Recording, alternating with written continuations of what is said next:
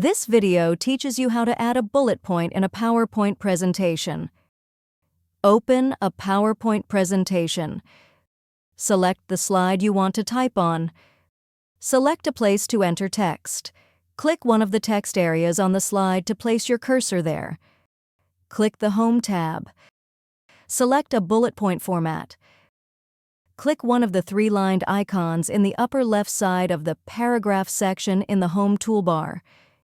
You will have at least two options: standard bullet points and numbered bullet points. Create your bullet list. Type a word or phrase for your first bullet, then press Enter. This will create a bullet point for the first item and then create a new bullet point for your next item. You can use different PowerPoint bullet formats to differentiate subpoints from main points. To do this, use the Increase List Level or Press tab on your keyboard. If you found this video helpful, please click the like button and subscribe to our channel for even more helpful tutorials.